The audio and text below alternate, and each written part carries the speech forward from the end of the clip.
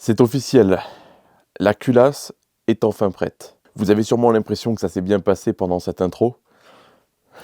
Pas du tout. J'ai démonté l'arbre à cam 7 fois. 7 fois pour pouvoir trouver les jeux. Revérifier à chaque fois, des tonnes de fois, mais c'est officiel maintenant, mes jeux sont enfin bons. Un très grand merci à Mika de la chaîne La Clé de 13 qui m'a sauvé la vie. Je suis allé chercher des pastilles chez lui parce que j'avais pas les bonnes. Malgré que je sois allé chercher des pastilles chez lui, je me suis retrouvé emmerdé avec la dernière. C'était pas bon parce que mes calculs étaient mauvais. J'étais trop fatigué, je pense. Mais entre-temps, j'avais fait une autre erreur, c'était de commander une pastille seule sur un site qui m'avait coûté 11 balles. Je l'avais commandé pour rien et finalement, je l'ai reçu comme par hasard aujourd'hui et c'est pile celle qu'il me fallait. Chance, épisode 1. Dans cette vidéo, on va pouvoir remonter enfin la culasse. Ça y est, on va pouvoir la serrer. On va venir vérifier que mes soupapes ne touchent pas mes pistons. Là, on pourra le faire. On va être emmerdé au niveau du tender de distribution parce que je vais le recevoir cette semaine-là, mais j'aurai pas la vis. Donc, il faudra qu'on fasse un truc temporaire le temps que je trouve une vis. Mais ça, je le ferai hors caméra. Trouver une autre vis, etc. Ça vous intéressera pas. Je reçois tous les supports moteurs cette semaine. Je reçois aussi mon embrayage renforcé de 405 MI16 qu'on pourra monter sur le moteur et donc mettre la boîte par-dessus. J'ai commandé plein de joints speed, des conneries comme ça. Ce qu'on pourra faire, je pense, à la fin de cet épisode, c'est poser le moteur dans la voiture pour venir mesurer un peu, voir la place qu'on a, etc. Je pense que le fait de voir le moteur dans la voiture, ça va nous faire à tous du bien. À vous et à moi. Donc voilà tout ce que j'ai utilisé pour faire mes jeux, toutes les pastilles, etc. Je me suis retrouvé avec 1 milliard de pastilles. Appelez-moi El Pastillos. Si vous vous posez la question, les pastilles, je les ai commandées chez Batteux Compétition. Voilà, donc c'est pas un placement de produit, hein, c'est juste que je vous dis là où je l'ai commandé. Mika de la Clé de 13 m'a également fourni les bons écrous pour les paliers parce que j'avais des écrous de merde qui tenaient pas. Et la fameuse pièce que je cherchais, la fameuse fourchette qui vient bloquer l'arbre à cam. Putain, je pensais jamais la trouver. Merci beaucoup Mika. Hors caméra, il s'est également passé des choses sur le moteur que je vais vous montrer de suite. Rappelez-vous, dans l'épisode précédent, je vous avais dit que c'était terminé, le bas moteur, j'avais plus besoin de le redémonter, etc. Eh ben, c'était faux. J'ai encore une fois démonté le carter, ouais. D'ailleurs, le joint neuf est par terre là, j'ai dû en remettre un neuf encore une fois, pour changer cette pièce ici. Juste pour avoir ça, le calage de la poulie damper. Juste pour ça. Je vous explique. J'aurais dû me casser la tête en venant caler le bas moteur au point Moreau, en venant trouver le point Moreau de l'arbre à cam, tout ça. Mais finalement, j'ai préféré prendre la platine de GTI avec le calage d'origine. Et pour la culasse, en fait, ici, vous avez un trou là, vous voyez ? Ça, c'est pour mettre la pige de calage. Le problème, c'est qu'avec la poulie réglable, le trou est trop petit et en plus, ça tombe pas au bon endroit. Donc Thomas de Petite Sportive, cette fois, m'a donné des conseils pour venir caler la culasse facilement. Tout simplement, il m'a dit, viens enlever ta poulie réglable, tu viens remettre ta poulie de 205 GTI, tu viens caler ta culasse et ton bas moteur avec les pièces de GTI et normalement ce sera bon. Une fois que j'aurai calé la culasse avec la poulie d'origine, je viendrai enlever la poulie, remettre celle-là et au niveau du calage, on sera bon en haut et en bas, on pourra venir mettre la courroie de distribution. Yes, c'est ce qu'on va faire de suite, mais avant ça, cette vidéo est sponsorisée par Oli. Oli qui a déjà travaillé avec moi et qui soutient mes projets. Alors Oli, qu'est-ce que c'est ? Normalement, j'ai une trame à vous lire, que je ne vais pas vous lire parce que le produit, je le connais. Depuis le premier placement de produit que j'avais fait avec eux, j'en consomme quasiment tous les jours. Donc je peux vous en parler tranquillement. Oli, en gros, c'est une marque de boisson sous forme de poudre. Voilà, donc vous avez plusieurs gammes chez Oli. Pour la plupart d'entre vous, vous commencez à connaître l'animal que je suis. Et on va dire que je ne suis pas trop fan d'eau, si vous voyez ce que je veux dire. L'avantage de Oli, c'est qu'avec une seule dose, vous avez seulement 20 calories. Alors peut-être que ça se voit pas, c'est vrai, mais je fais du sport tous les matins. Et ça m'a beaucoup aidé à moins consommer de sucre, etc. Ils ont 3 gammes différentes. Ils ont une gamme Iced Tea, une gamme énergie et une gamme hydratation. Donc moi, mon préféré, il fait partie de la gamme énergie. Alors non seulement ça donne de l'énergie, ils n'utilisent pas de la caféine, mais de la New Caf, ce qu'ils appellent, c'est de la caféine cristallisée, il me semble de mémoire. Voilà, en gros, l'effet boost dure plus longtemps, donc pour des mecs qui dorment pas beaucoup comme moi, c'est génial, voilà. Et ça évite de s'empiffrer des boissons avec énormément de sucre, hein, on connaît toutes ces boissons. Donc mes préférés, celui-là en gamme énergie, donc lui c'est fraise, orange et citron, qui est excellent. Dans la gamme hydratation, c'est le White Peach et le Strawberry Kiwi qui sont tuerie. Le White Peach, je pourrais en boire des litres, pas de souci. Ils font plein de bouteilles différentes. Il y a des bouteilles en forme de shaker pour aller au sport, tout ça. Il y a des bouteilles en verre comme celle-là. Il y a des bouteilles thermos. Alors vous irez voir sur le site directement. Je vous mettrai le lien si vous voulez aller voir, etc. Une fois que vous avez trouvé le goût qui vous plaît, vous pouvez acheter des gros pots comme celui-là. Et dedans, il y a 50 doses. Alors moi, je vous dis la vérité, avec un pot, je fais beaucoup plus de doses parce que je dose à moitié. Le goût est très fort, donc voilà. Avec ça, ça dure un moment. Donc si vous voulez tester, ils font des gammes découvertes, je vous mets toutes les informations en description, avec les codes promo, etc. etc. Donc encore un grand merci à Oli de faire confiance en mes projets. Ça me fait plaisir que ces personnes-là m'aident, ça me permet de vivre et continuer mes conneries. Mais allez-y, vous pouvez tester les yeux fermés, si je vous en parle, c'est que c'est pas de la merde. Allez, on peut reprendre. Hors caméra, j'avais également posé cette pièce-là, je sais plus comment ça s'appelle, un engrenage, je sais plus, j'ai plus le nom en tête là. À la base, j'avais mis celui du TD, mais j'ai remis celui de 205 GTI qui est plus fin. J'ai remis aussi les goupilles qui vont sur le côté, comme ça je pourrais remettre ma poulie damper. Donc il va falloir qu'on cale en bas, qu'on vienne caler celui-là au point moraux, qu'on renlève la culasse, qu'on mette le joint de culasse, qu'on vienne serrer tout ça, et qu'on vienne essayer de placer la courroie de distribution temporairement pour faire des tours de moteur et voir si mes soupapes ne touchent pas. Donc voilà ma poulie damper. Ici on a une encoche. Comme vous le voyez, il faut que ça corresponde à la goupille. Donc ça va être compliqué de vous montrer, mais faites-moi confiance, ça va le faire. Boum. Donc là, maintenant, je peux venir faire tourner ma poulie, vous voyez. Je l'avais plus ou moins mis au bon endroit. Hein. Donc là, on va venir piger le bas moteur. Voilà, je suis venu mettre une vis qui fait pile la bonne taille dans le trou de la poulie damper. C'est calé maintenant, le bas moteur, il bouge plus. On est au bon calage. Maintenant, on va virer la poulie réglable. Ma belle poulie réglable, d'ailleurs, je l'adore, elle est magnifique, ça me fait chier. Je vais devoir la cacher après. Et on en profitera pour venir mettre un joint spi aussi derrière parce qu'on l'avait pas mis. Hop, elle était pas serrée. Je peux venir la retirer. Boum, j'en profite pour venir poser mon joint spi d'Arbacam là. Voilà, il est dans son emplacement. Je vais également en profiter pour venir poser cette pièce là. En fait, c'est ce qui va venir tenir le cache, comme ça là, le cache de la courroie en gros quoi en plastique. Je vais essayer de venir le récupérer, je sais pas si ça va être possible, on verra, on va tester. Une pièce bien évidemment que j'ai nettoyée, repeinte hors caméra. Ok, parfait. On vient reposer la poulie d'origine. On va venir faire tourner la poulie jusqu'à ce qu'elle soit en face du repère. Boum. Donc là, c'est pigé, hein. On est clairement en face du trou, je vais venir faire des repères sur mon Arbacam et sur ma culasse pour que si ça se décale à ce niveau-là, quand je vais venir démonter, je puisse venir le recaler facilement. Voilà, j'ai fait des repères au marqueur, on vient redesserrer tranquillement. Hop là. Et dans la logique, la culasse et le bas moteur sont calés. Dans la logique, je peux revenir mettre ce sagouin là. Je vais pas le serrer de suite, mais voilà. Maintenant, j'enlève la culasse, on fout le joint de culasse, on resserre tout. On va essayer de pas la dérégler en la soulevant. Oh, qu'elle est lourde. Je viens remettre le guide que j'ai encore une fois raccourci, hein, parce que la culasse a été rabotée encore. Donc hop, ici, le joint de culasse, qu'on va essayer de mettre dans le bon sens, de préférence. Non, on n'est pas bon. C'est plutôt comme ça. Normalement, je vérifie plusieurs fois, au cas où quand même. Là, on est bien. On vient poser la culasse. Hop là.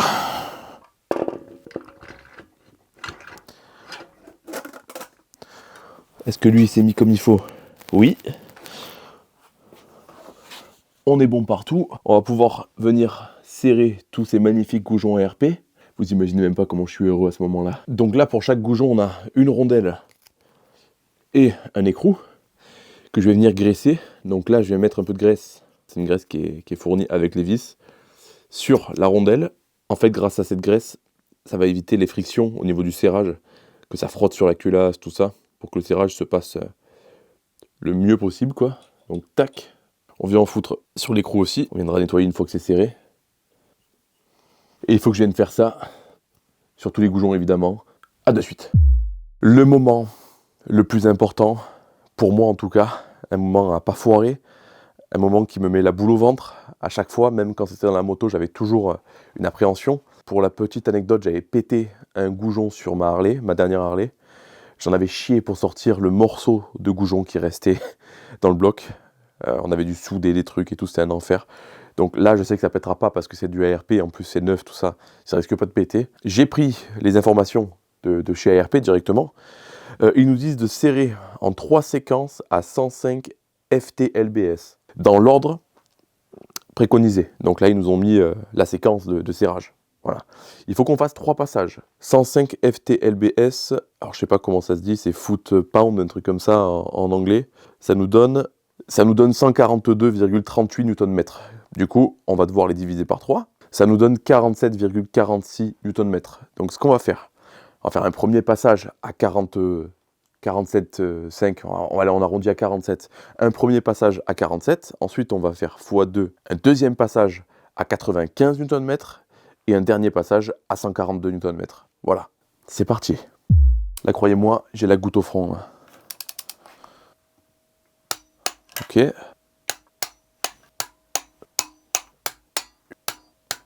Et voilà. Premier passage fait. Deuxième passage à 95 Nm. C'est parti. Dans le même ordre.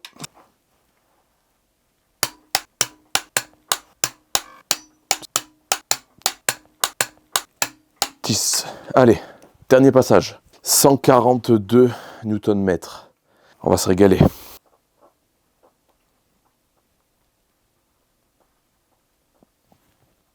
Oh l'enculé.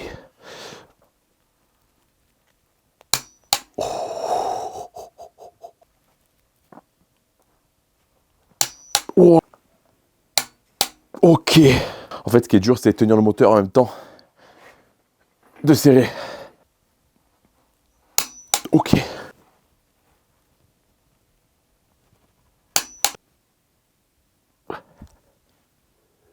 Oh. Ok. La dernière. Le stress que ça casse, plus la force, c'est quelque chose.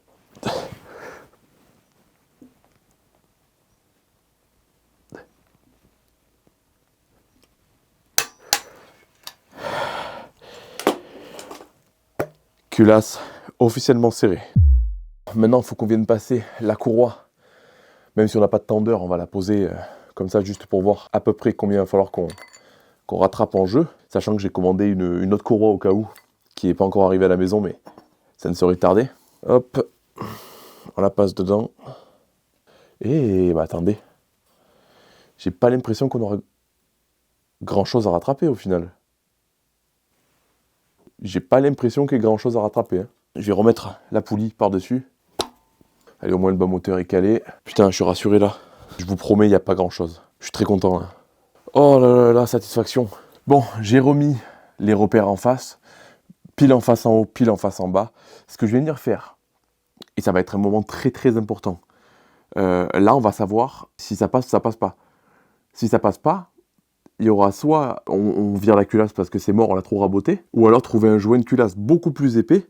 Mais le problème, si on met un joint de culasse beaucoup plus épais, on perd énormément en compression. Donc là, je vais le serrer à la main, comme ça, pour faire tourner en haut et en bas, on va dire, et je vais faire tourner le moteur. On va savoir si mes pistons touchent mes soupapes. Et croyez-moi, je me chie dessus. Je vous préviens, si ça touche, je rage quitte et il n'y a pas de vidéo dimanche. Est-ce que vous êtes prêts pour le grand moment de vérité? Moi non. Oui, allô? Nouveau message de votre fournisseur d'électricité. J'enlève la pige. Et c'est parti.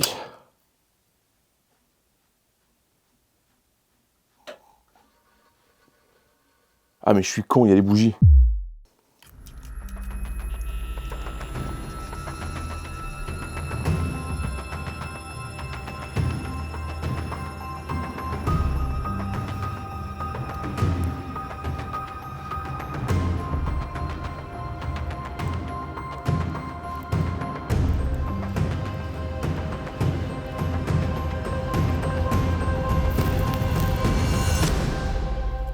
J'ai assez tourné ou je fais encore des tours là?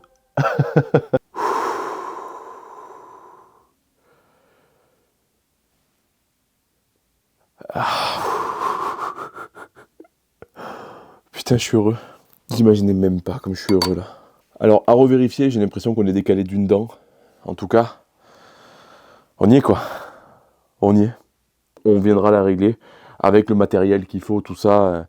Je sais pas si j'ai de tiges assez longues pour mon... j'ai plus le nom en tête. Mais là, il va falloir un truc très long pour venir prendre dans les puits de bougies et venir calculer. On en parlera plus tard. Moi, c'est bon. Là, je vais beaucoup mieux dormir. Mes soupapes ne touchent pas. C'était ma plus grosse frayeur. Je vous jure que j'en dormais pas la nuit. C'est pas des blagues, hein. J'en dormais pas la nuit. Un très gros problème écarté. Allez, c'est bon. J'arrête pour aujourd'hui.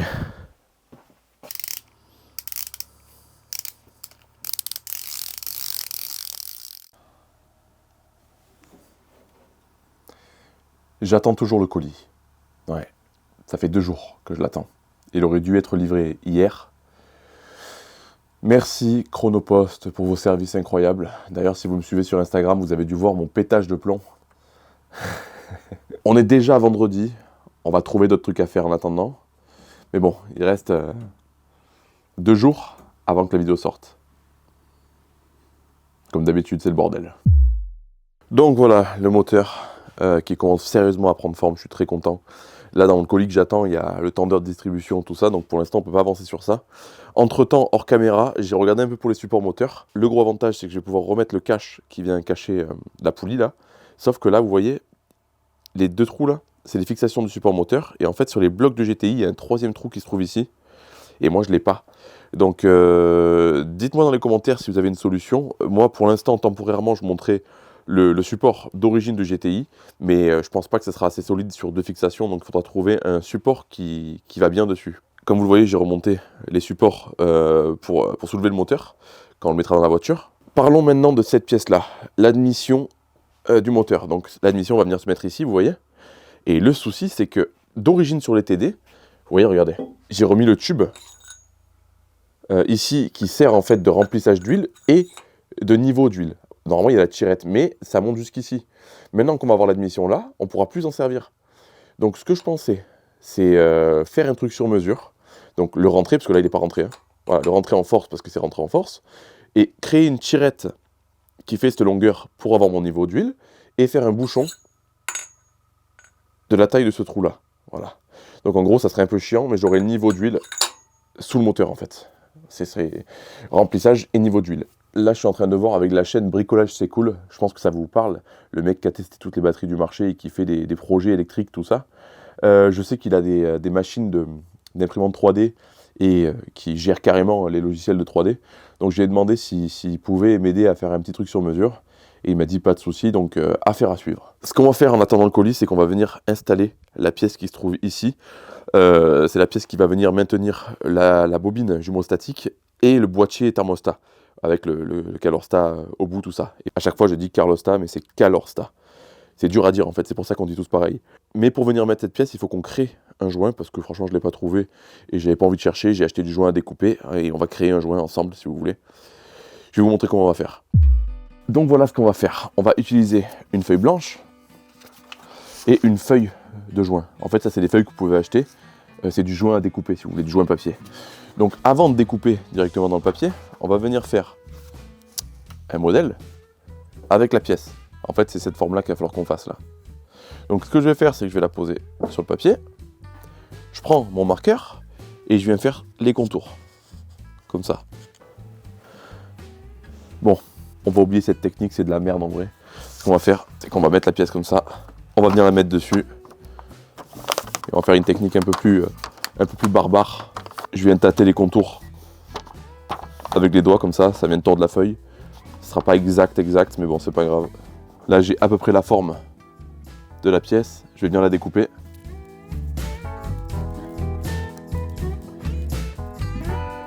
Voilà, ma découpe incroyable. Normalement, on devrait être pas mal du tout. On est pas mal du tout, je suis assez étonné. Je suis désolé pour les explications très vagues, mais moi-même, j'étais en train de me dire que je faisais de la merde. Donc je pouvais pas vous expliquer la connerie que je faisais, quoi. Donc là, on va faire pareil à l'intérieur. Ok, allez, on découpe.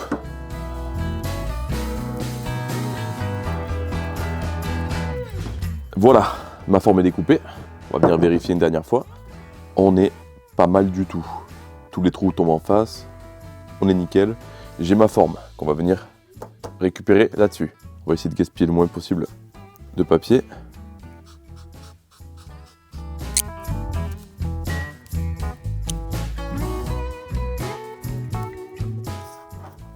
J'ai mon joint que je peux découper maintenant. J'aurais pu le faire de l'autre côté, ça aurait été plus simple. Mais c'est pas grave, je suis con. On va commencer à découper ça tranquillement.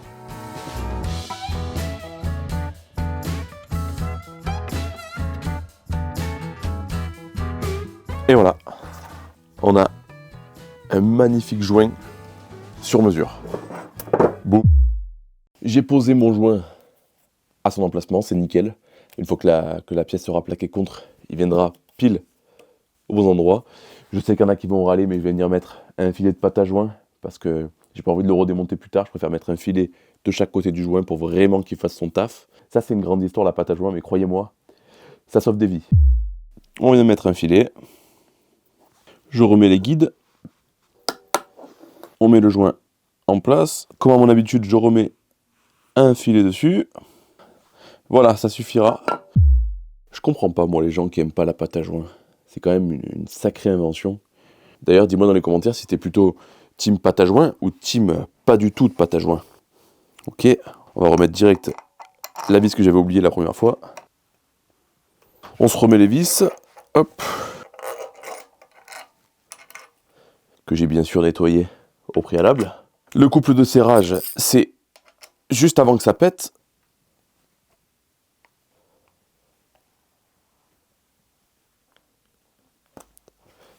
Thermostat monté. On va en profiter pour démonter le cache du Carlosta, et on va mettre le nouveau. Alors Carlos. Oh putain, c'est serré. Eh bon. À mon avis, on va avoir une belle croûte dessous. De l'autre côté, j'ai nettoyé, hein. Vous inquiétez pas. Je vous l'ai pas dit, mais je l'ai fait. Effectivement, on a une belle croûte. Avant de l'enlever, je vais regarder s'il y a un sens de montage, parce que des fois, il y a un sens. Quand je parle de sens, je parle de comme ça ou comme ça. Sur la BM, je sais qu'il y a un sens, il y a un petit point, comme ici, qui indique que le point va vers le bas. Est-ce que c'est pareil sur ces modèles-là? Je sais pas du tout.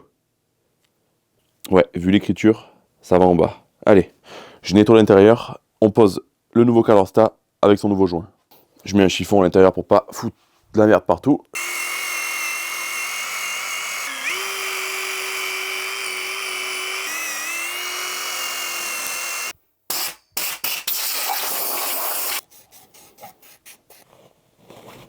Hop là, c'est tout neuf. Voilà, maintenant qu'il a une bien meilleure gueule, on va pouvoir venir lui mettre le nouveau Carlosta. Hop. Tout simplement. On va essayer de pas tordre le joint. Galère à passer, je vais mettre un petit peu de graisse. Hop. Maintenant qu'il est graissé, ça devrait aller beaucoup mieux. Effectivement, ça va beaucoup mieux. Il est en place. Le chapeau que j'ai nettoyé rapidement. Hein. Voilà, c'est le genre de pièce qui me perturbera avec le temps. Et que je finirai par changer par du neuf pour qu'elle soit plus jolie. Étant donné que tout le moteur est pratiquement neuf. Carlosta neuf. Regardez ce que j'ai reçu. Le fameux colis en retard. Donc là-dedans, on a une courroie accessoire qui à mon avis sera beaucoup trop courte à vue d'œil. On a une autre courroie de distribution, un filtre à huile, des pièces de boîte, je ne vais pas tout vous les montrer tout ça, un support moteur neuf de boîte, un support moteur côté distribution. J'ai pris ça, je sais que ça va être vachement mou, mais j'ai fait un devis sur des je crois que c'est Vibratechnics, c'est un truc comme ça. 180 balles ça, 120 balles pour lui et 100 et quelques euros pour l'anticouple. Je pense qu'on va commencer qu'avec l'anticouple Vibratechnics et on verra plus tard quand j'aurai un peu plus de moyens pour m'acheter les supports moteurs vraiment rigides partout autour du moteur. La pièce la plus importante que j'ai déjà montée, parce que là j'arrive avec le colis, mais vous imaginez bien qu'il n'était pas ouvert. Comme vous le voyez, j'ai installé le tender ici avec une vis provisoire. C'est pas la vis qui tiendra le bordel une fois que le moteur tournera. Il faut que j'aille voir Sushi parce qu'il m'a dit qu'il avait peut-être des vis en stock de tender. C'est une vis un peu spécifique avec des épaulements, un truc à la con. Mais pour l'instant, ça m'a permis de voir qu'on peut la tendre facilement. Et là, je suis à la moitié du réglage. Je peux encore le retourner jusque là. Au final, on avait peur que la courroie soit trop longue. Mais en fait, on n'a pas réfléchi à un truc. C'est que le bloc XUD, il est plus haut que le bloc GTI. Sinon, on n'aurait pas eu le problème des pistons trop courts. Et oui. Du coup, quand on a raboté le XUD, on est arrivé à la hauteur d'un bloc GTI normal. Donc la courroie est à la bonne longueur. Enfin, maintenant que j'y pense, c'est logique. Donc là, j'ai reçu un premier colis. Il y en a un deuxième qui devrait arriver avant 22h. Ouais, Amazon quoi. C'est des tiges pour mon comparateur, des tiges plus longues pour le rajouter et venir dans les puits de bougie, comme j'avais dit plus tôt. Une fois qu'on aura réglé la poulie réglable, on n'aura plus besoin de toucher à tout ça, ça sera terminé. Il faudra juste venir serrer ça, tout ça. Là, ce qu'on va faire, c'est qu'on va monter un peu des accessoires autour, tout ça, on va dire pour avancer le travail. L'embrayage, c'est pareil. L'embrayage, je me suis fait baiser. Voilà, je devais le recevoir cette semaine. Et en fait, je suis allé voir les conditions, tout ça du site. Et ils peuvent prendre jusqu'à 20 jours pour préparer la commande. Donc évidemment, c'est pas un site que je vous conseillerais. Moi, quand il y a marqué en stock, ça veut dire en stock et basta, ça veut pas dire en stock chez un fournisseur en Pologne. Voilà, donc la boîte, on verra dans un prochain épisode. En tout cas, les choses se goupillent assez rapidement. Et croyez-moi, on va bientôt torcher ce moteur. Sur les blocs GTI, on a un petit couvercle ici pour l'eau avec un tuyau qui ressort. Sur les modèles TD, on a ce système à la con. Je pense qu'on va s'en resservir. En fait, c'est un tuyau qui va se mettre comme ça. Je viens de me rendre compte qu'on ne pourra pas s'en resservir. Avec la culasse de GTI et le truc ici, ça passe plus. À moins que je la modifie. Bon, au final, hors caméra, j'ai réussi à adapter un truc, j'ai réussi à la mettre. Là, c'est provisoire, hein, parce qu'il n'y a pas de joint dessous. Là, le trou tombe en face. Ici, j'ai repercé la patte. C'est la même qu'ici, mais de l'autre côté. Et là, ça touche plus. C'est parfait. C'est costaud. Donc, on va dire que ce truc-là, c'est bon. En plus, on a une sortie là qui est condamnée. On pourra peut-être s'en servir pour autre chose. Donc là, on a beaucoup d'entrées d'eau, de sorties, etc. Ici, je vais venir mettre le capteur pour le niveau d'huile. Et ici, il y a un capteur qui vient. C'est un capteur de pression d'huile. Il me semble, je ne veux pas dire de conneries. Si je dis des conneries au niveau des capteurs, des machins, des prises, des ci, des ça, n'hésitez pas à me mettre un commentaire. Je le prendrai pas mal, au contraire, ça m'aidera grandement. On a ce capteur qui vient ici. Ah putain, ah si c'est bon, je crois que j'allais pas réussir à le rentrer avec le tuyau. Donc là, niveau d'huile, si je dis pas de bêtises, à noter c'est le premier fil électrique qu'on monte sur le moteur. Et ici, on a un capteur de pression avec le trou au bout comme ça. Je le mets maintenant, c'est provisoire parce que moi j'aimerais bien qu'on récupère des endroits comme ça du moteur pour faire une arrivée d'huile pour le turbo et une descente qui redescend ici. Vous ne voyez peut-être pas avec le support, mais ici il y a une descente pour le turbo diesel d'origine. Cette descente d'huile de turbo d'origine qu'on va utiliser pour le turbo qu'on va monter dessus, plus pour la descente de l'huile dans le carter. On va faire une sorte de T et ça va redescendre tout ici. Au lieu de faire une catch can en haut, on va faire un circuit qui va redescendre là, ainsi de suite, ça va faire que tourner. Encore une fois, si c'est une mauvaise idée, n'hésitez pas à me le dire. Là, si je monte tous les capteurs, les trucs comme ça, c'est pour me retrouver plus tard. Parce que là, une fois qu'on aura terminé la vidéo, c'est possible que je ne le touche pas pendant plusieurs semaines. Donc, pour m'y retrouver, je préfère en avoir. Là, il y a des capteurs aussi. En fait, je me rends compte que maintenant, j'ai des capteurs un peu partout. Il faudra que je me renseigne à quoi ils servent. Il me semble dans les commentaires de la dernière vidéo, il y avait un mec qui m'avait sorti ce que c'était par rapport aux couleurs. Si tu vois cette vidéo, n'hésite pas à le remettre parce qu'il y a eu beaucoup de commentaires et j'ai perdu le tien. D'ailleurs, encore une fois, je m'excuse, hein, je ne peux pas répondre à tout le monde. Vous êtes vraiment, vraiment très nombreux. Ça me fait super plaisir, mais si je commence à répondre à tout le monde, vous aurez une vidéo tous les 2 mois.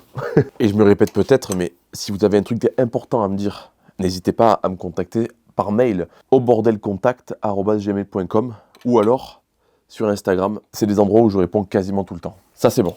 De ce côté, on va venir remettre le guide pour la jauge d'essence, la jauge d'huile, pardon.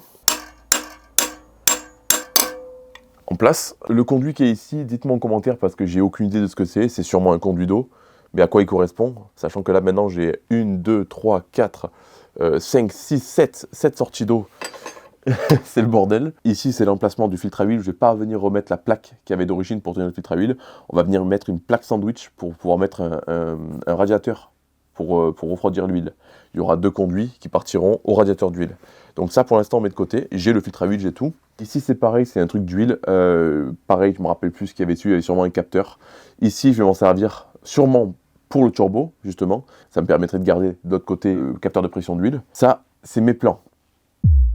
On va s'occuper de l'admission. Je vais tout nettoyer. On va venir l'installer. Il faut que je remette les goujons, etc. Et après, une fois que ça sera installé, ça donnera un truc du genre. Ça commence de plus en plus à ressembler à un moteur. Et ça fait plaisir.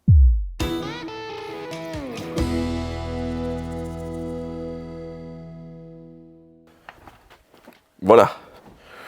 Hier soir, parce que oui, on est le lendemain, on est samedi, demain la vidéo sort. J'ai passé le collecteur pendant 1h30 au bac à ultrasons. Il est super bien revenu, je suis très content. Franchement, ça va aller super bien sur le moteur. J'ai toujours pas reçu le colis, je pense que c'est dû au problème avec les agriculteurs, tout ça. Donc bon, c'est pas grave, hein, on peut pas leur en vouloir. Hein. S'ils font ça, c'est pas pour rien. Je vous avoue que je regarde jamais la télé, je regarde pas les infos, donc je sais pas toute l'histoire. Mais en tout cas, s'ils font, c'est pas pour rien. Donc on va faire avec. C'est pas grave, on va continuer à avancer quand même. Hein. On va remonter ça. On va venir installer le support moteur. Grosse galère aussi, je vais vous expliquer, c'est un truc de fou. On va venir fixer la bobine. Je suis allé acheter ce matin une tige filetée au bon diamètre. Donc on va pouvoir remonter la bobine. J'en ai profité pour peindre des pièces, tout ça, machin. À la fin, ce moteur, il sera non seulement cool, mais il sera surtout magnifique. Je suis venu nettoyer les goujons, du coup, pour fixer l'admission. Donc on va venir tout simplement les visser. Hein. On peut du coup venir poser le joint d'admission 9. Ok. Allez, on vient poser le collecteur.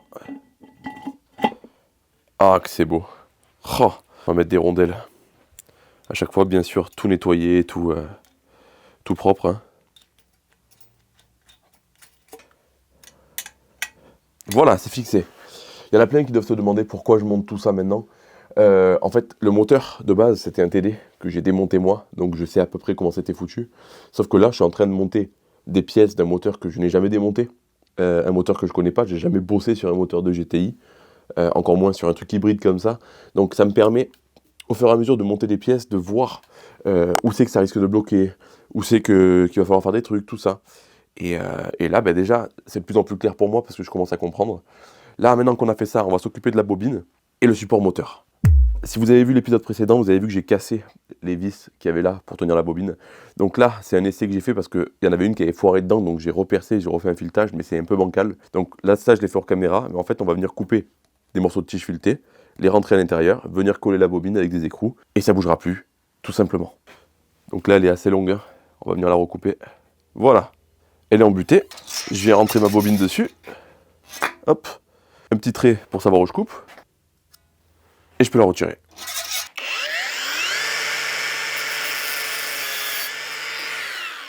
On va passer en accéléré, mais en gros, c'est ce que je vais faire sur les 4. Je vais venir nettoyer aussi les filetages pour que ça se visse normalement, parce que là, je coupe à la disqueuse, c'est pas très précis. Et une fois que j'aurai fait tout ça, on pourra venir la poser. Hop, les écrous avec leurs rondelles. On vient serrer sans trop forcer, ça sert à rien. Bon, malheureusement, celui-là, il tiendra pas. Le filetage est foiré, ça tiendra sur 3 vis pour l'instant.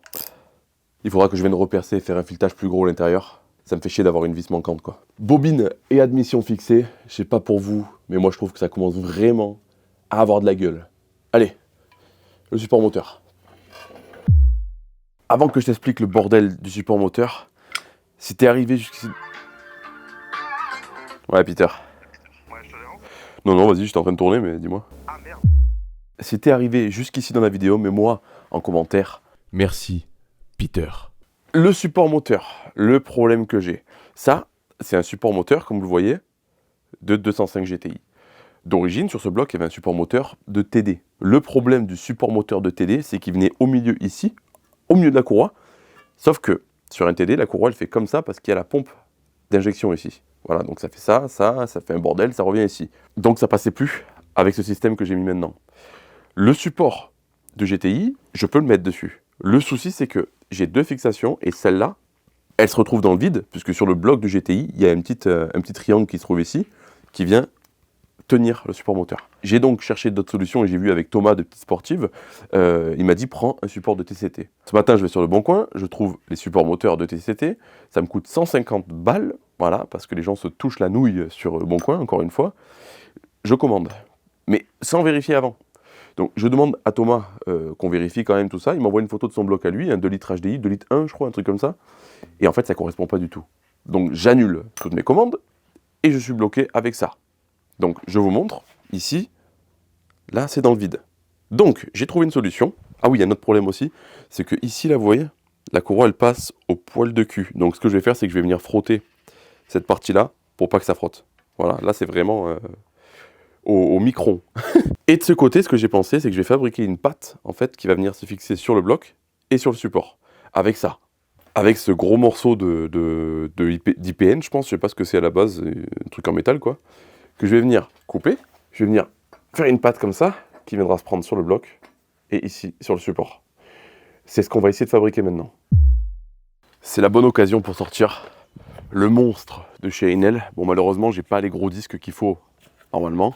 J'en ai pas acheté. Mais voilà, la plus grosse qu'ils font, double batterie. Ça va chier. Allez, on va voir ce que ça donne.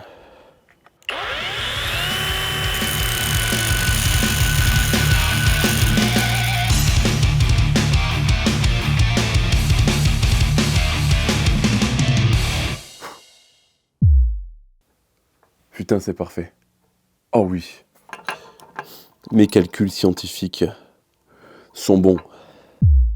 Voilà, j'ai fait un truc. Bon, c'est pas fantastique, hein. Il y a plus joli.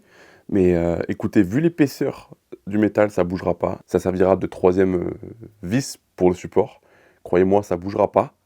Je rendrai ça plus joli, j'enlèverai cette grosse rondelle dégueulasse, tout ça, je peaufinerai plus tard. Mais en tout cas, on a trouvé la solution pour le support moteur du côté distribution. Maintenant, il faut qu'on s'occupe de ça. Et bien sûr, avant de remonter le support moteur, je le nettoierai pour qu'il soit dans le même état que l'admission. Je vais juste venir faire des marques là où ça frotte, là. Voilà, ça me fait un petit repère pour savoir où je vais poncer. Je redémonte. On va voir si ça passe au flap.